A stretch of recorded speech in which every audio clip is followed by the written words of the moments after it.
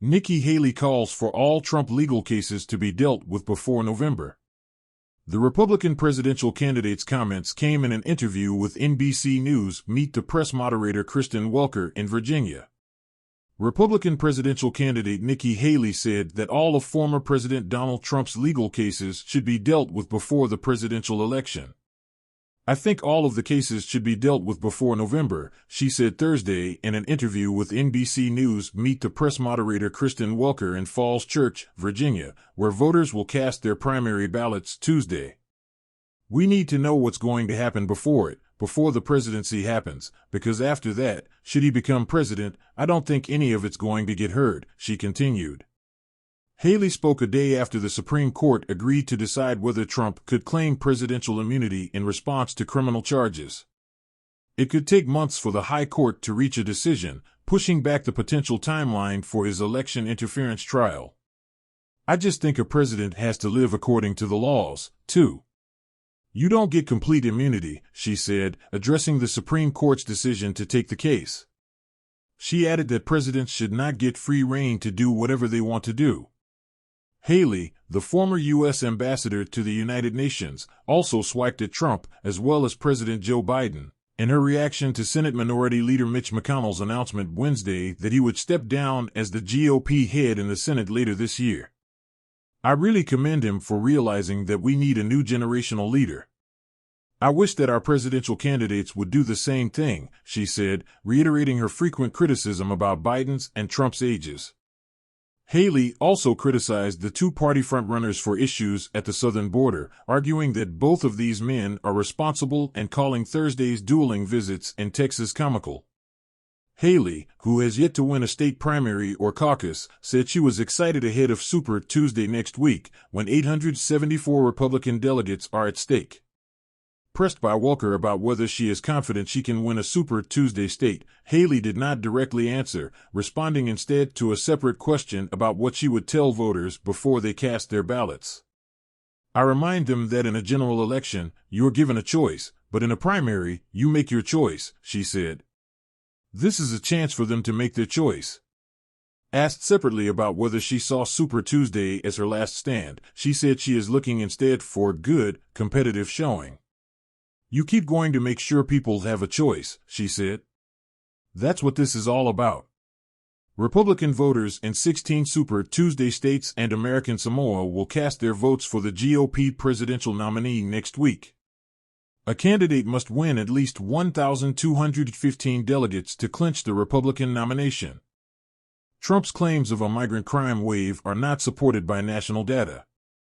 An NBC News review of available 2024 crime data shows overall crime levels dropping in cities that have received the most migrants.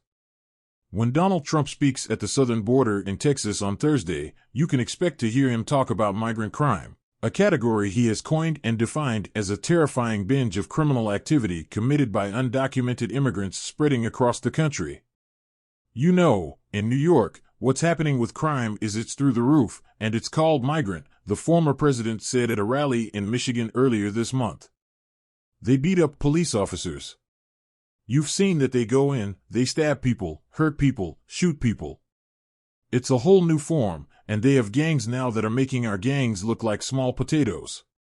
Trump has undoubtedly tapped into the rising anger over crimes allegedly committed by undocumented migrants that have gained national attention, most recently, the killing of college student Laken Riley in Georgia last week, after which an undocumented migrant from Venezuela was arrested and charged with her murder, and the much-reported fight between New York police officers and a group of migrant teens. According to a recent Pew poll, 57% of Americans said that a large number of migrants seeking to enter the country leads to more crime. Republicans, 85%, overwhelmingly say the migrant surge leads to increased crime in the U.S. A far smaller share of Democrats, 31%, say the same. The poll found that 63% of Democrats say it does not have much of an impact. But despite the former president's campaign rhetoric, expert analysis and available data from major city police departments show that despite several horrifying high-profile incidents, there is no evidence of a migrant-driven crime wave in the United States. That won't change the way Trump talks about immigrants in his bid to return to the White House, as he argues that President Joe Biden's immigration policies are making Americans less safe. Trump says voters should hold Biden personally responsible for every crime committed by an undocumented immigrant. An NBC News review of available 2024 crime data from the cities targeted by Texas Operation Lone Star, which buses or flies migrants from the border to major cities in the interior, shows overall crime levels dropping in those cities that have received the most migrants. Overall crime is down year over year in Philadelphia, Chicago, Denver, New York, and Los Angeles. Crime has risen in Washington, D.C., but local officials do not attribute the spike to migrants. This is a public perception problem. It's always based upon these kinds of flashpoint events where an immigrant commits a crime, explains Graham Uzi, a professor at the College of William and Mary and the co-author of Immigration and Crime, Taking Stock. There is no evidence for there being any relationship between somebody's immigrant status and their involvement in crime. Uzi notes the emotional toll these incidents have taken and how they can inform public perception, saying, they can be really egregious acts of criminality that really draw lots of attention that involve somebody who happens to be an immigrant. And if you have leaders, political leaders who are really pushing that narrative, I think that would have the tendency to sort of push up the myth. At least a couple of recent studies show that undocumented immigrants are also not more likely to be involved in crime, Uzi says, in part because of caution about their immigration status. The individual-level studies actually show that they're less involved than native-born citizens or second-generation immigrants. Another misconception often cited by critics is that crime is more prevalent in sanctuary cities. But a Department of Justice report found that there was no evidence that the percentage of unauthorized or authorized immigrant population at the city level impacted shifts in the homicide rates, and no evidence that immigration is connected to robbery at the city level. Trump's campaign claims without evidence that those statistics obscure the problem. Democrat cities purposefully do not document when crimes are committed by illegal immigrants because they don't want American citizens to know the truth about the dangerous impact Joe Biden's open border is having on their communities, Caroline Leavitt, Trump campaign press secretary, said in a statement. Nevertheless, Americans know migrant crime is a serious and growing threat, and the murder, rape, or abuse of one innocent citizen at the hands of an illegal immigrant is one too many. Trump has been pushing the argument that immigrants bring crime since launching his first campaign in 2015, often featuring at his rallies the family members of those who were killed by undocumented immigrants who had been drinking and driving. And his arguments are not new. Opponents of immigration have long tried to make the case that migrants bring crime.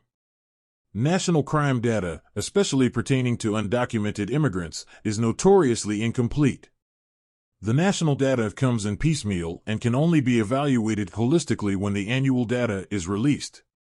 The data is incomplete on how many crimes each year are committed by migrants, primarily because most local police don't record immigration status when they make arrests. But the studies that have been done on this, most recently by the University of Wisconsin-Madison, show that in Texas, where police do record immigration status, migrants commit fewer crimes per capita. In December 2020, researchers studying Texas crime statistics found that, contrary to public perception, we observe considerably lower felony arrest rates among undocumented immigrants compared to legal immigrants and native-born U.S. citizens, and find no evidence that undocumented criminality has increased in recent years.